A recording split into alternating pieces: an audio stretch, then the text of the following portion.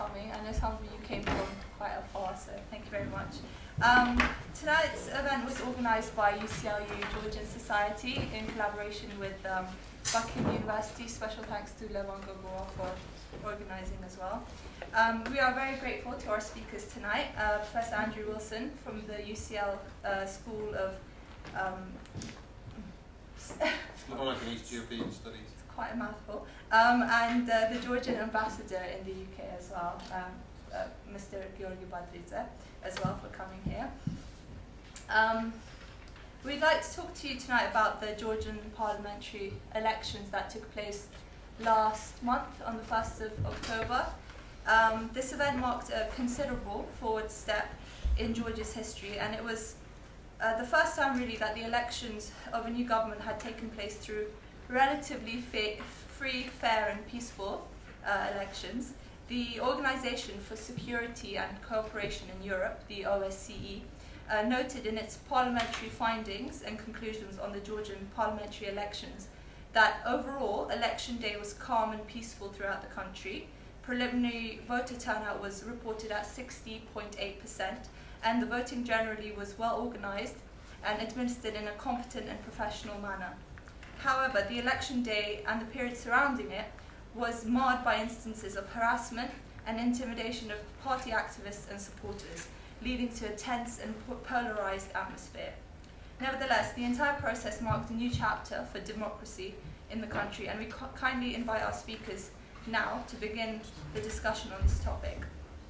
Our first speaker this evening will be Dr. Andrew Wilson, who is a senior lecturer in Ukrainian Studies at the School of Slavonic and Eastern European Studies at UCL. He also has considerable knowledge and expertise about post-Soviet democracy, and has kindly agreed to give a short lecture about the recent historical and political developments in Georgia. So, without further ado, I'll hand over to you now. Thanks. I should keep it very short, not least because I know that I stand between you and some fine Georgian food and wine. And my remarks will be more general than the ambassador's. But I thought I'd start by waving this book around. It's in Russian. Why it worked in Georgia, more or less. A book that came out last year. So the point being to remind ourselves about the good things that the outgoing government did over 9 years.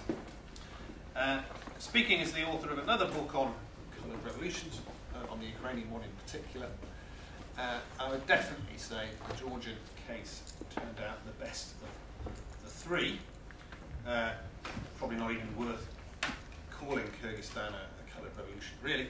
But certainly in this longer-term perspective, Georgia has achieved more than Ukraine has.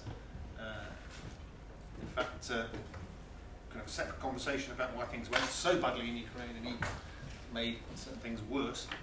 But one of the key parties in the Ukrainian election, just Udar, had a big mission to Georgia to learn best practice that could be replicated in Ukraine. And this was a key part of its election manifesto. You can't imagine that working the other way around. What to learn from Ukraine. So what did Georgia get right? Well, the kind of rhetoric of it taking over and rescuing a failed state was almost somewhat exaggerated. The Shevardnadze era in the mid to late 90s was reasonably stable. But there was a major problem with power, warlordism, corruption and so forth. That was dealt with. Street-level corruption was eliminated. Kind of interface between the average citizen and the state was much improved. There was a very notable EBRD survey last year in which Georgian citizens reported levels of bribe payment were comparable to many Western European states, i.e. virtually non-existent. Georgia's neoliberal economic reforms have quite rightly seen it rise highly in things like the Ease of Doing Business survey. Relatedly, Georgia, I think, was right and has a lot to tell the EU about the different ways that bureaucracy operates in post-Soviet and EU context. The very same institution in England and Georgia can operate in completely different ways and therefore don't necessarily need replicating, though the EU hasn't been particularly flexible in terms of its negotiations with Georgia on this matter. But Georgia certainly has a lot to teach the post-Soviet world about radical approaches to post-Soviet bureaucracy, many of which had simply been abolished because they were deemed to be non-reformable. And Georgia had particular striking successes in two sharp-end areas, most famously traffic, of course, where the traffic police were radically reformed, but also particularly education, which is notoriously corrupt throughout post-Soviet space, but particularly important in terms of opportunity, corruption in wider society and economic growth. But many corners were cut. A lot of Georgia's anti-corruption policy was extrajudicial. I'm not necessarily saying this is a bad thing. There is an argument that it was necessary. The balance of power between the central government and the powerful mafia warlord guys in 2003 required radical approaches, but it certainly had side effects. That the judiciary is weak, and that certain questionable methods have persisted for too long, such as asset seizure, tax plea bargaining, and so on. Georgia benefited from strong political leadership driving through these reforms, but there were also costs to that. In particular, anti-corruption was often, exceptions were often made for the implementers themselves. GDP grew at 6.5%, or is predicted to grow at 6.5% by the IMF in 2012, though the government lost the election. Overall growth rates are not a problem and very impressive, but you have had a paradoxical problem of growth without prosperity, or at least without spreading that prosperity widely enough. There are particular entire areas that were neglected, particularly Georgia's traditional strength of agriculture. The neoliberal model led to certain big problems, persistent problems with certain public sector provisions, health and education, although education was made less corrupt. So even both sides, in many ways, in the election, insofar as either pushed a coherent economic policy, were talking about rebalancing it in more of a social democratic direction.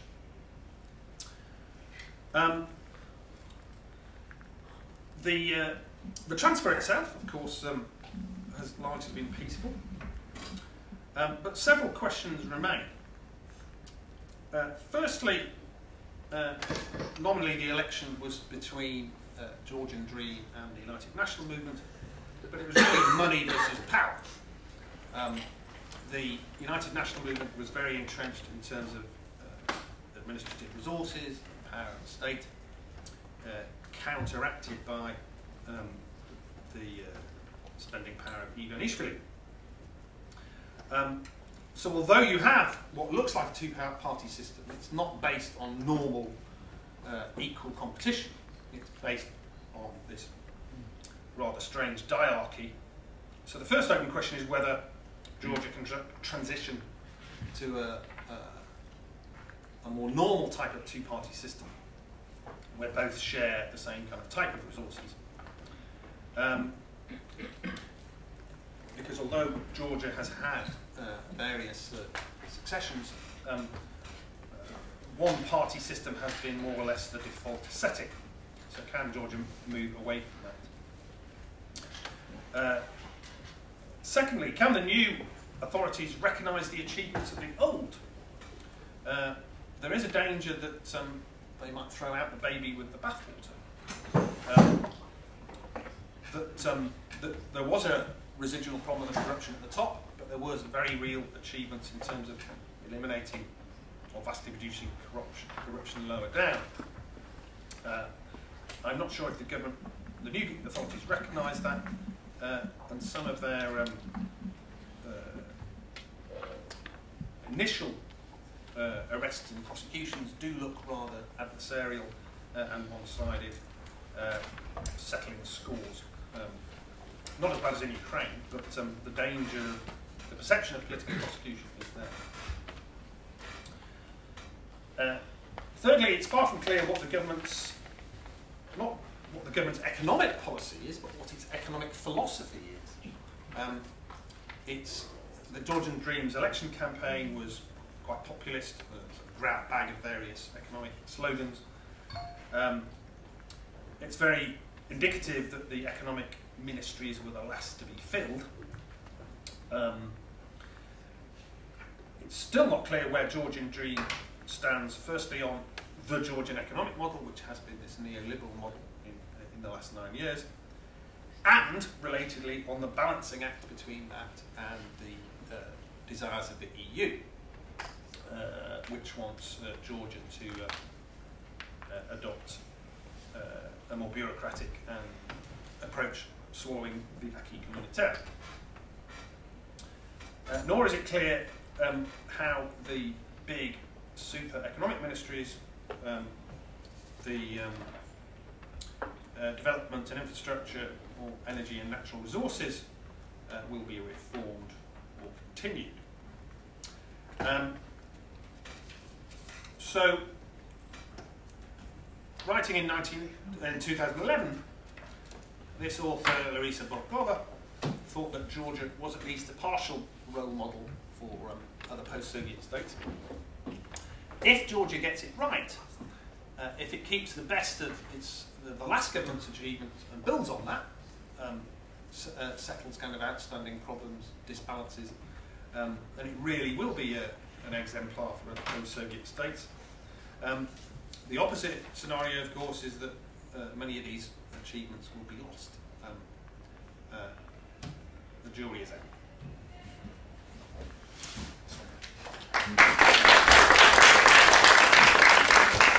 Thank you very much.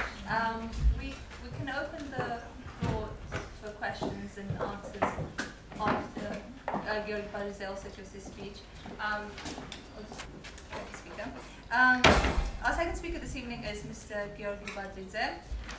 He was appointed the Georgian ambassador in the UK in 2009.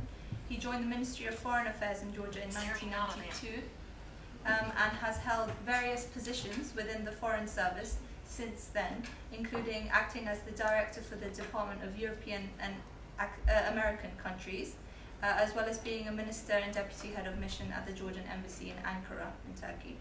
He's here tonight to give a short talk on his experience of the recent elections. And it's now over to you. Thank you. Thank you very much. It's a great pleasure to be with you this evening. Thank you very much for your interest. I'm bringing best regards from the University of Birmingham, where I spoke yesterday at a conference dedicated to the study of the Caucasus, where Georgia proudly held a prominent place.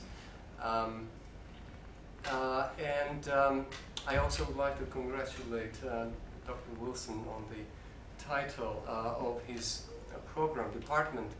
It became an issue yesterday because Birmingham has Georgia placed under the department called Russia and Eastern European countries. As it was normally the case with most academic institutions and even the Foreign Office, we were covered by Russia, Central Asia and Caucasus department. And frankly, for most of us who are not from Russia, it sounded like Russia and the countries, other countries of minor consequence. And Foreign Office, to our delight, recently changed the name of the department into Eastern Europe and Central Asia, which shouldn't be taken as an offense by Russians because it's perfectly and fairly represents what it is, and we are now feeling much better with that. Well, as for what are the limits, some people expect ambassador to be necessarily limited by either party political line or some dangers of speaking and annoying one part of the political divide in his country. I personally do not feel any discomfort with my position, and I'll be very happy to deliver as honestly and fairly as I can what I think, because the only concern for any ambassador should be the awareness about his country, the interest of his country, and never the interest of any political party or even a government, because it's not the government that we represent, it's the country, and of course through the government. Primarily in this particular case, when now Georgia has entered a unique phase in its political history that can only be described as cohabitation of bitterly opposed political forces in power. Again, it doesn't leave much room for party alliances. In my case, as you've heard, I'm a career diplomat, and I have served under quite a few governments now, and the current foreign minister is number 10 for me, and she's aware of that. Now, can I start with my remarks on the way Georgia and Georgian elections were described by my predecessors? It was mentioned that the election in Georgia was relatively fair and free. Let me correct, because words have very important meaning. It was described as mostly fair and free and fair, which is much higher grade than relative, because relative to where we started in the 90s and relative to what's been happening and still is happening in our neighborhood, it's not necessarily a very reassuring position to be if you are a step ahead of someone else. We are, well, many would agree, miles ahead of our neighborhood and miles ahead of ourselves, where we started in the early 90s. Second, I would also like to kind of make a comment on Dr. Wilson's remark, who mentioned that Georgia, well, when Georgia was described by many as a failed state, it was an exaggeration. We always describe Georgia as a failing state, and there's a difference. And while I agree, I have served under the government in the 90s, and a period, for instance, between 95 and 97 was without any doubt not only stable, but also a period of great hopes, economic growth, when organized crime was more or less dealt with. But unfortunately then the government faltered under the pressures of many different sorts, including and not least the attempt on the life of President Shevardnadze in February 1998, when things started to go downhill in terms of generally good governance, where corruption, where organized crime actually took just a different form. You wouldn't see the paramilitary Mkhedrioni and guards people in the street, but obviously entire economy and all areas in Georgian economy and governance, as I said, were very much under control of intertwined organized crime and corrupt government. Unfortunately, that was the case. And if you look at the just macroeconomic parameters,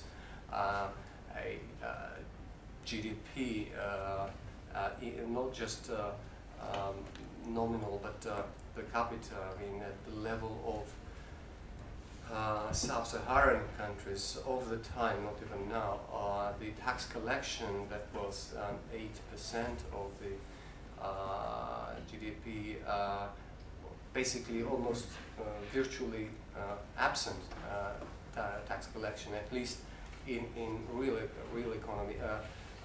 Most of the economy actually that had moved into shadow. What the government in 2004 inherited was, it cannot be described in any other way but a failing state, with an empty treasury, with indebted country, with rampant corruption, with darkness in the streets, virtually no electricity. Occasionally, if you were lucky to be a neighbor of a government official or someone, kind of some mafioso, you probably be all right. But most of us, we lived in perpetual blackouts and with broken down roads and infrastructure. It was not a pretty picture, to put it mildly. So, like Dr. Wilson said, of course, there was a huge progress made and huge and many mistakes made as well. And when we examine on balance, I will try to give you some facts and figures now. I mostly agree with my predecessor, but let me just re-examine what really happened. First thing that the government did was to address corruption in the government and particularly in police. I remember government tried to reform the police in several ways, and it simply didn't work, including when now we know that they had some private contribution, financial contributions, which were directed at raising the salaries to police officers, and it simply didn't work. And the solution was quite radical, but it did work then. The entire traffic police of many thousands of people were disbanded, and the new traffic police was created, and for at least 1 month, Georgia had not a single police officer in the street, and the fact that this didn't increase dramatically the number of car accidents, traffic accidents, suggests how useless they were in addressing any law and order issues, including the traffic. Second, a radical overhaul of the administration and government. First of all, government was cut in size, which was bloated rather, in the last years of Shevardnadze government. Not that they did much, certainly didn't get any salaries. Most of the government officials had very symbolic remuneration. For instance, minister's salary would be 140 lari, which is less than $100 at the time. So you can imagine, especially, and well, you cannot really blame, for instance, police officers that were not paid at all most of the time, and they were given firearms and right to stop cars and to prosecute people. So you can imagine it was a recipe of a disaster. It was an organized crime, but organized by the system. There was another very dangerous and difficult inheritance. It was a long-standing tradition, and call it a culture, of not just organized crime, but a semi-religious attitude towards the mafia bosses, which had their own code, close to religious one, and their titles were enlisted. At the top of the chain, we had thieves in law, which basically controlled the clans. They had distributed among themselves the country, and not only Georgia, but Georgian criminal bosses did very well in the entire Soviet Union. For many years, for instance, Russians thought that the corruption originates from Georgia as such. The Soviet, everything that was wrong about the Soviet system was the Georgians corrupted this nice socialist paradise. They got themselves all the privileges. Georgian mafia bosses accounted for around 40%, if not more, of all mafia bosses in vast empire, and we are talking about 4 or 5 million people versus 300 million. And this was not just a matter of reenacting and somehow allowing justice justice system to deal with these criminals. You had, as I said, a culture among most of the population. When I grew up in Tbilisi, most of the boys of my generation were dreaming of becoming thieves. Not thieves that steal something, but the mafia bosses. I have to tell you that the younger generations that grew up in the last decade, they either do not know what it is or certainly have totally different attitude. And if anything, I know that the previous government will be held accountable for many wrongdoings and for introducing many negative practices and negative elements in our culture. But if anything else, this only deserves them a great gratitude of the Georgian people, that they have dealt and practically defeated the criminal mentality and criminal culture among Georgians. Not that they vanished. All mafia bosses were either jailed or moved out of Georgia. Many moved to Russia, but many to Western European countries. I do not know how that works, because if you are a professor or an artist or someone and you want to visit Western Europe, it is quite difficult to acquire a British or Schengen visa. It's always very challenging to do your business in Europe.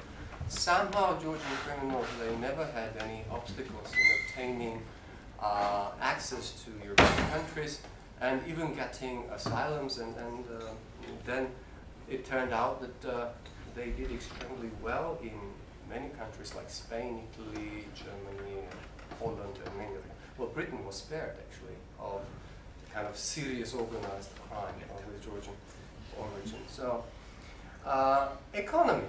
Like I said, we inherited sub-Saharan macroeconomic parameters. No money whatsoever in the treasury, and everything that needed repairing. So if you go back to Georgia now, you'll see that most of the issues, despite the war and damage that was inflicted by the Russian invasion and deliberate destruction of infrastructure, well, Georgia is literally a transformed place. Many people simply do not like the taste with which certain buildings have been built, or certain architectural kind of elements, or fountains, or monuments, or what sort of theaters we have. That's a matter of taste. I personally do not like everything that was built, but we are talking about a dilapidated, broken down place less than 9 years ago, and a place which very much could be a part of Southern European and Italian or many other places. Infrastructure. Again, infrastructure was another area where government invested heavily, and not only invested its own limited resources, but most importantly, they created conditions where, well, foreign direct investments actually really found Georgia as a hospitable place. You mentioned the World Bank rating. If you put in context the rating, I mean, this will give you an idea. In 2003, Georgia held 132nd place in the rating called Ease of Doing Business. In 2012, just make a guess, 9th worldwide. Georgia is the only non-Anglo-Saxon heritage or Nordic country that is in top 30 or to top 20, certainly.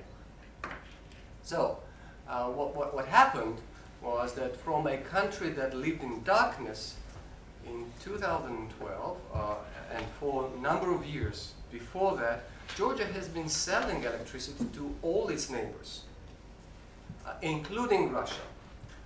And this is the only thing that Russia would buy from Georgia since 2006, when Russia closed its market to Georgia.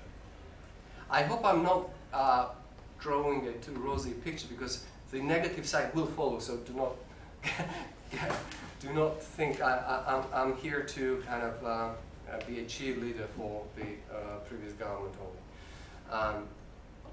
So GDP, you mentioned 6.5. If you add to that, we hope it will be 7 this year. IMF thinks 6.5. But if you add to that, the year before we had 7%. That a year before that we had 6.5, and that these were the years just after the war with Russia. And in 2009, when the entire world went into deep recession with double figures, Georgia had 2.9 minus, but before that we had 12.3. So you would, I hope, agree that in terms of growth, this government really did a tremendous job. Tourism has been growing, including a year after the war, has been growing on average by 40% every year. This year we had, and when I say tourism, that accounts to all visitors in Georgia, and of course most of them come from the neighboring countries, and there are the jokes and many other things about how Armenians and Azeris share Batumi and other beaches, and how Israelis and Iranians do the same, how they sit in the same nightclubs and casinos. And there's a whole separate story. Healthcare, there was a promise of building 100 hospitals when previous government was campaigning. They built 150, I think. According to health specialists, it doesn't necessarily address the issues of healthcare, but at least government covered the insurances for all people who qualified as living under the level of poverty. And the number of people living under the poverty, that was around 50-something%, or over 50% in 2003, decreased by half, and now it's more than half. Now it accounts 23. Huge figure in itself. So I recently was listening to one of the politicians who was saying, how can we say Georgia has achieved anything as a country really that has 23% of people that live under the level of poverty. Excuse me, it was halved in 8 years. Again, I do not want to overemphasize the macroeconomic figures, but it matters. GDP increased by 100%. Okay, 112. Well, I need to check because the 2012 is not out and we do not have final figures of this year. But let's put it this way: GDP doubled in the period of 9 years, right? The final thing that I would like to emphasize as the achievements of the previous government is that in 2003, nobody in their sane mind would say that Georgia would be able to claim its place in European Union and NATO. Well, just let me give you two facts. Georgia today is in the process of negotiating an advanced stage of negotiating the deep and comprehensive free trade agreement with the European Union, which will be an integral part of the association agreement with the European Union. One. Second, well, just 2 weeks ago, unfortunately it was delayed, but we've been expecting a visit by the NATO Military Committee. I hope this visit will take place soon, to discuss the final elements of Georgia's membership action plan that we hope will be offered to Georgia. Georgia would be invited at the next summit of NATO. In any case, Georgia, with its annual national programs that have been offered to Georgia by the Georgia NATO Commission, this was created after 2008, which is a very important instrument and possibly as efficient an instrument as it would have been membership action plan that was denied to Georgia in 2008. Georgia made huge headways in its progress towards actual membership with NATO, into NATO. Okay, now I gave you all this nice propaganda. Now let's discuss why a government that achieved all this lost the election. Okay, Dr. Wilson probably mentioned the most important reason, that all this macroeconomic progress unfortunately did not translate into practical benefits to many individuals. A huge section of society discovered that while country has entered a booming development, new buildings, roads, cinemas and theaters and monuments have been growing around them, their life, even though they felt that it was getting worse. Although, well, if you look at the size of the pension or benefits or salary, or the way the public services were introduced, I forgot to mention that the public services in Georgia were rated as almost #1 by most of international organizations, and as recently as in July, House of Lords debated the issue of how UK can learn from Georgian experience of public service halls, which means all public services under one roof without hassle. And this is a reality. It is not just a kind of propaganda element. So while this boom around you, you would feel even more acutely that you've been neglected by the government. Government has prioritized creating conditions for business people, foreigners, and in terms of labor code, the Georgian labor code consists of one sentence. Basically, it's absent. There is a very rational reason for that. When this government came, they had nothing to distribute. There was no issue of fair distribution of wealth. Their priority was to create wealth. And to create wealth, they had to create conditions for business and jobs. Well, the new government, by the way, they will find it tricky how they can actually put in practice the pledges that they have made on introducing the minimum wage, which is very nice. I would like to have everyone a minimum reassured wage. But in case of quite poor countries, and when I said that Georgian GDP doubled, it doesn't mean that Georgia has become a rich country. Georgia still has $6,000 PPP. It's still a poor country. So in our case, the minimum wage doesn't necessarily mean that a choice between poor and better wage. It may mean a choice between wage and no job. Okay? Again, we are talking about labor rights. Yes, famously Georgia started as an independent state, first time since the kingdom in 1918, as a social democratic country, and most Western European social democrats looked at Georgia as a kind of beacon of social democracy with equal suffrage, labor rights, and labor unions, and many other things.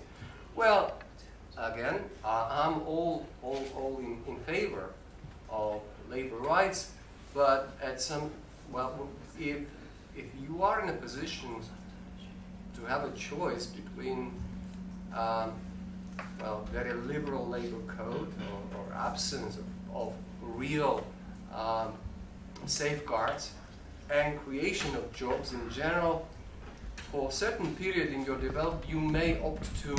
2006, when I had instructed the General Staff to develop a plan of ground operation in Georgia, and for that purpose we've been training and arming the South Ossetian armed forces. Well, this is where I'm slightly different from him. I call them militias or insurgents or whatever, certainly not a true armed forces, because they have demonstrated what they really were during the August War by pillaging and marauding and behaving in the most unbelievable way towards the civilian population, women and children, etc. And then we have footage of them stealing toilet seats and taking from houses in Georgia, but that's another matter.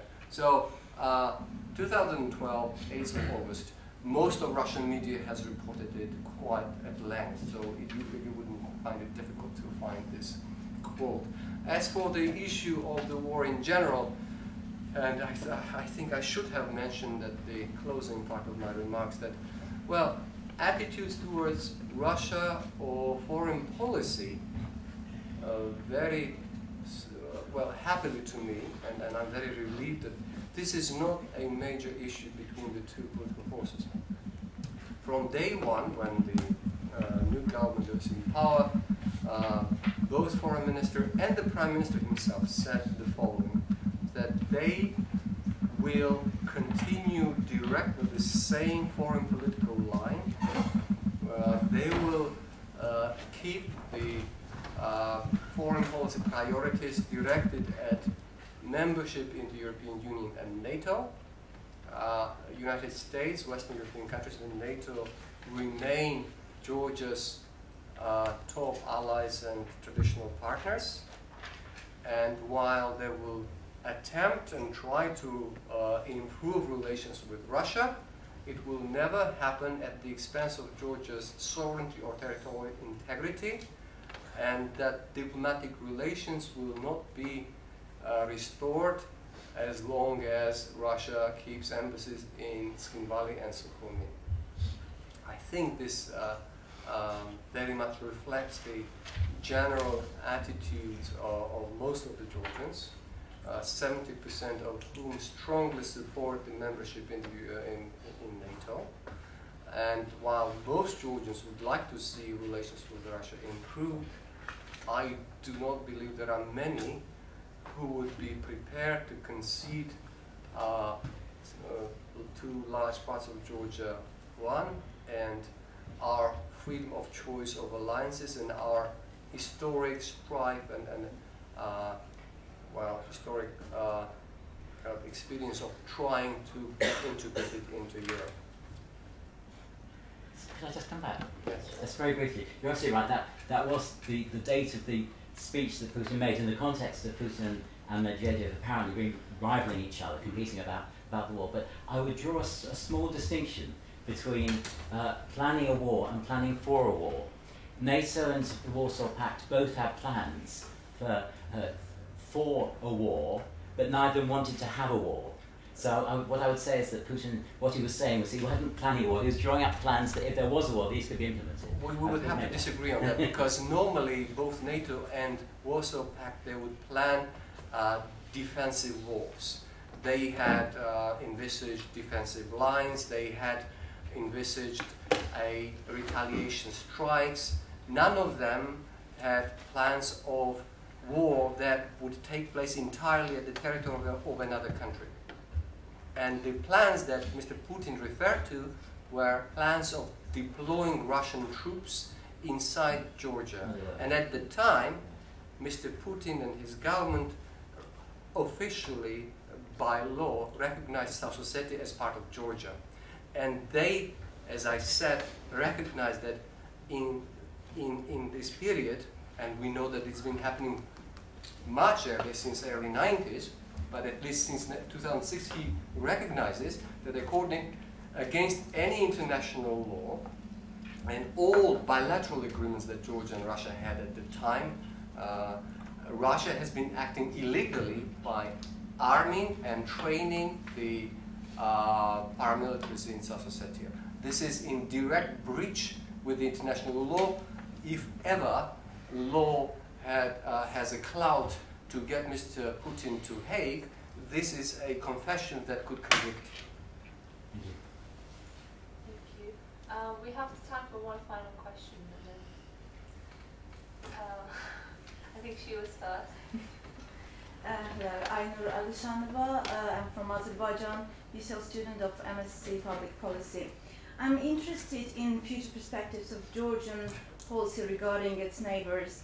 We have observed recently in mass media that it opens Upper Lars corridor with Russia, and my question is, will it be open for Georgian citizens only or for citizens of all countries? And the other issue about energy market dealing with Azerbaijan is current government is going to change the policy? Well, first of all, what you've seen in the latest news was referring to possibility of opening of Abkhazian Railroad. The Upper Lars border point was opened quite a few years ago. It's open for everyone. It was perceived to have been opened for the benefit of Armenians. This is what you're referring to.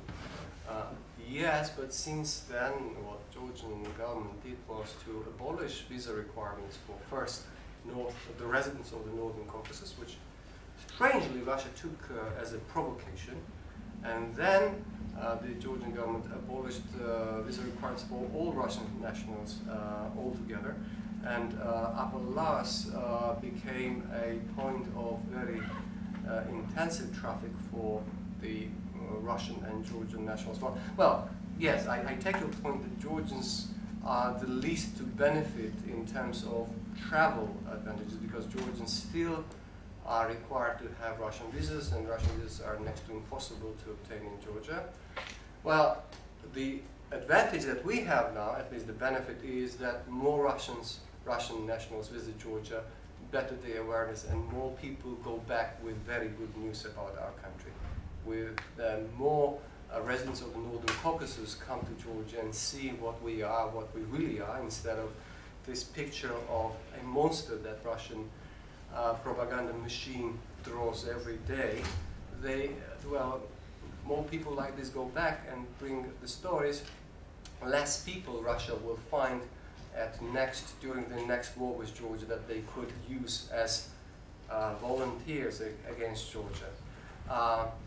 As for the plans to open new links, new transportation links, specifically the railway, I do not know how that's going to work without addressing the status of Abkhazia, without some political breakthrough. Theoretically, Southern Caucasus, of course, needs a railway connection that existed for over 100 years. But with the present status quo, I don't really know how it's going to work. So I think we're slightly getting ahead of ourselves. Lars works. It has very positive effects on several fronts. The railway through Abkhazia, we need to wait and see. I can understand the concerns of our neighbor Azerbaijan, which remains and will be our strategic partner regardless how things develop. Our relations are far more than just energy trade. The links between us are, well, I hope, so well established that the change of governments in any country, I hope, won't be able to shake it. Professor Wilson, do you have anything else to add at the end before we close up? Did I want to add a thing? No, not really. I mean, apart from a very small point, backtracking slightly, was Russia an issue in the election campaign? Not really, though even Ishvili talked vaguely of normalisation. And as the ambassador quite rightly said, now they're the government, raison d'etat is dictating a quite similar policy. But there was quite a strong criticism of Saakashvili's non-recognition, non-engagement policy about Abkhazia and South Ossetia. So although it is very, very difficult to move in practice,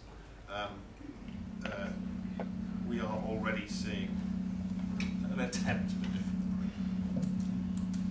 Okay, well, thank you very much. Let us put our hands together for the last time for our